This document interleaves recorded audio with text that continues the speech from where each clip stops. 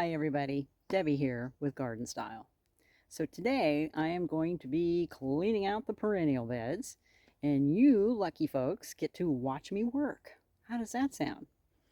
And I thought I would just cover a few issues along the way, kind of give you an idea of what I do to clean out the garden, best ways to trim back perennials, some problem plants, and some little issues that I keep running into here in the garden, which I'm sure all of you do as well.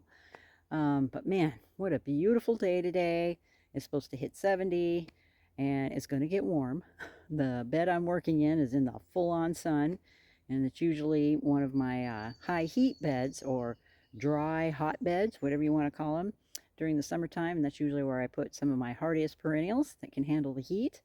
They actually love it.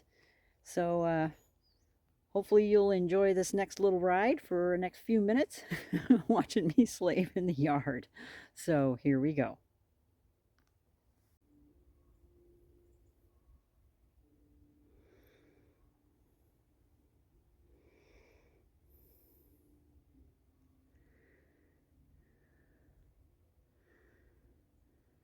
Let the cleanup begin. Well, as you can see, I've already started cleaning up the perennial bed, but I thought I'd tune you in here as I'm getting ready to pull out some old lavenders. I probably had these for about 20 years. They transferred with me from another house, and they're just tired. And time for some fresh ones. So if you've got some perennials that you've had a long time, they've really slowed down on their blooming. It doesn't seem to matter, you know, what I do to fertilize them or trim them. They're just old and very woody, and it's just time to replace these guys. So I'm going to be doing that. I'm just going to dig them out. I'm not sure yet what I want to replace them with, but if you guys have some ideas, I'm always open. And then we're going to clean up the rest of this. It's starting to shade over finally, so the sun shouldn't be too glaring as you watch me peel through the rest of this perennial bed. Okay, can't wait to see the end result once I'm done.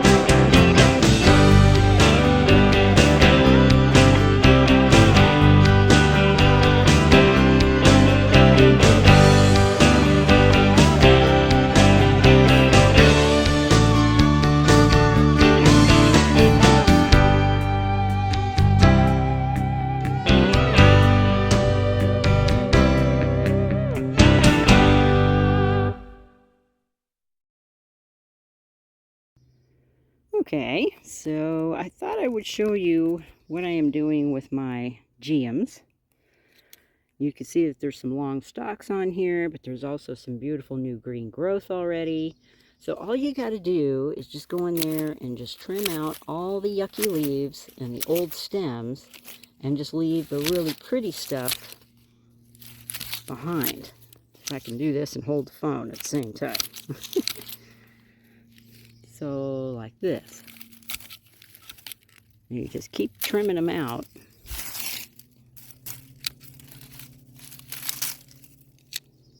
Until you have all the yucky leaves off, like that one right there.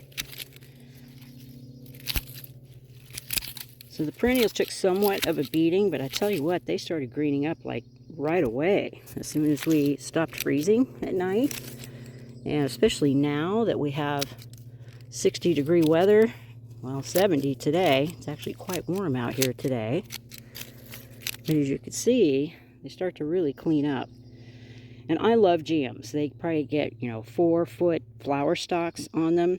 And mine are kind of towards the back of the bed here. So they're just fabulous for a background plant. But I wanted to show you this weed right here. This is something that is very common here in the Northwest. It's actually in the geranium family. It's native to Washington, but oh my God, there can be millions of them. And I'll tell you right now, they stink. Thus the nickname Stinky Bob. And have you noticed how weeds are such opportunists? They just grow right smack in the middle of all your plants. So this is the kind of stuff I like to pull out by hand right away, as soon as possible. I probably should have my gloves on for this stinky thing, but that's how it is. And you want to make darn sure you get the root, or they will propagate and come back. And I had a real bad infestation of them at one time, but now I'm starting to get them under control, so I just kind of find them randomly throughout the garden. But those are the fun things we come across as we start to clean up our beds. But real good feeling right now is looking back at the progress. Looks pretty bare at the moment, but I'll take a picture as soon as I'm done with just a little more cleanup here. And I want to blow off the sidewalk, get things spruced up. Hopefully there won't be as much sun and a little bit less glare. So I just wanted to show you, this is a tree peony that's about to come up, or an Ito peony. It's actually a cross between a regular peony and a tree peony. And as you can see, there is new growth coming up on the stems, unlike a regular peony, where it all comes from the ground. So I was going to show you how I go about trimming these in case you own some or would like to. But the ends up here have died back. So what I do is I go back to the next live bud and just trim them off just like that. And I'll go through and just go down to the next live bud and trim them back. And that one actually has a nice healthy one on the end, so I'm going to leave that. And then you can cut out some of the dead stuff that's in the center there. But he is alive and coming out strong. And I have another one over there on the other side, and they are absolutely stunning when they start to bloom. And I, of course, will follow up with you on that one. But just wanted to give you an idea what to do with the tree peony. Ito peony, I guess is what I really should call it. And here's another branch. So you just cut it down to where you see the buds coming through. And then I go through and start trimming out all the dead wood that's in there. All this kind of stuff. Just to clean them up. Being careful not to cut off the new buds, because we want some flowers coming from those. But this is the kind of life I'm starting to see as I get closer into my perennial bed here. And what a cool way to get, face to face with your garden when you're out here starting to clean it all up. But something else too I was going to show you. This down here is actually a Johnson's Blue geranium, and it has actually just died back on itself. But oh my gosh, I noticed this last year when it was fully grown. I noticed all this grass was coming through. So you can see where the actual geranium is right there. And when it gets this bad to this point, there is no sense trying to save this plant. And honestly, I'm kind of tired of them anyway. So I'm going to yank them out, and I will probably replace them with Roseanne geraniums instead. But yeah, some grass crawled in here from the lawn, and it was hiding in there, and it had a whole season to do this, to spread through this plant. So when you've got a situation this bad, don't try, just don't even try. Just go ahead and dig up the plant and start over. Yeah, I know, it's a little disheartening. But I've got them running all the way down the edge of these gardens down here.